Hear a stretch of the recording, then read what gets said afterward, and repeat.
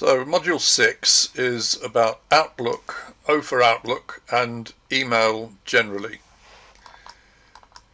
So the emails that you will be using in the main are going to be free, and Outlook emails are free, and the other main email provider is Google with its Gmail product, which is also free.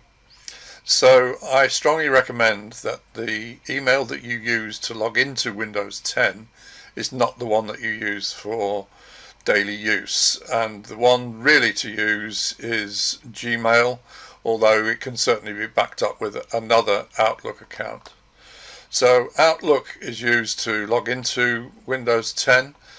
Gmail is for a number of other things, and either of those email addresses will open up the route to other products. For example, Gmail will get you into Blogger. It will also get you into YouTube, which are owned by Google.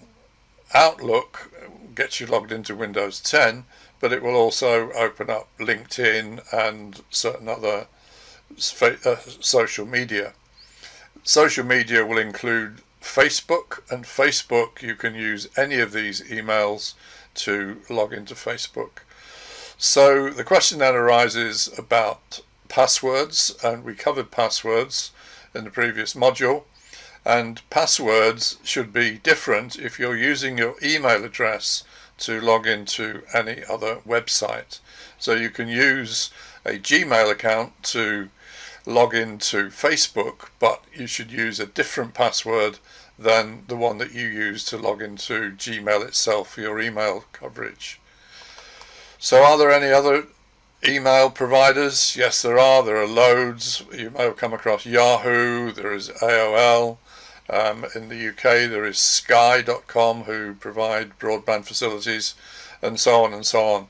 But I strongly recommend that you stick to either Google, Gmail, or Outlook from Microsoft. And if you really want personalized email, then you'll need a domain name, and you can book that through a website like GoDaddy, so that if your domain name is mydomainname.com, you can then have an email which is, in my case, it would be david@mydomainname.com, and so you can have a personalized email. And there are occasions when you might need that, particularly if you go beyond the realms of just using your computer and your email for personal use. If you're going into the business realms, then you may need a personalized email. So first of all, let's have a look at creating a free Outlook account. So this is the outlook.com site, which comes up as outlook.live.com, and you've got a button here which says create free account. So we click on create free account. So I've had to resort to an incognito window, if you remember that from module 1 about browsers, because the browser that I'm using was picking up the fact that I'd already got an Outlook account and was stopping me from creating a new one. So here we go. So to create a free account, click on the button that says create free account, and then on we go for a new email. We're almost there, and off it goes. So I'm all set. So let's go. And this is the web-based version of Outlook.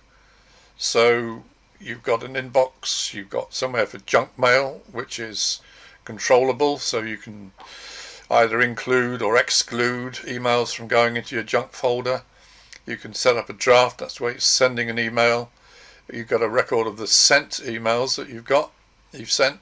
Anything that you delete will go into the deleted box, and then you can archive things if you just want to tuck them away.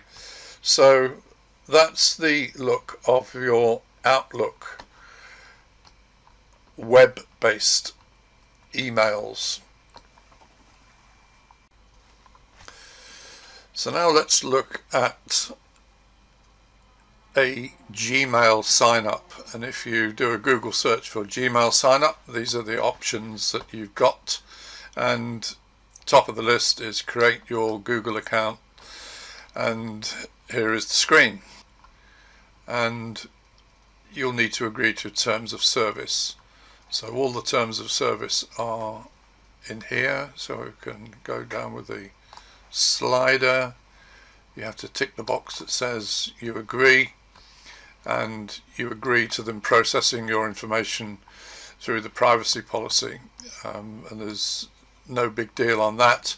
It depends how sensitive you are to the whole political issues of privacy. So click on account. So it's going to include some personalization features, and they might want to send me some personalized ads, so I can change all that later. So if I can click on confirm. So here are the sign-in and security settings for my new account, and the one way of avoiding typing passwords is to use your phone to sign in if you want to use that. But the one I'm particularly interested in is two-step verification. At the minute that's off, and what this does, it means it adds another layer of security into your Google account, and I would strongly recommend that you go for that, and it will then keep the bad guys out, as it says here, and we can get started.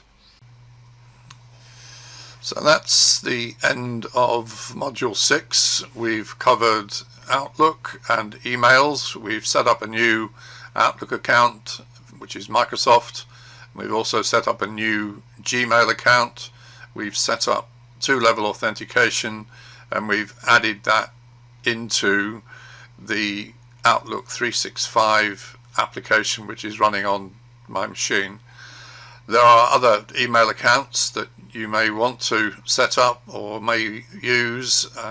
I think that your best advice is to stick with Outlook and Gmail accounts, but if you need a personalized email account, then you'll need to set up a domain name, and we'll cover that later in the course.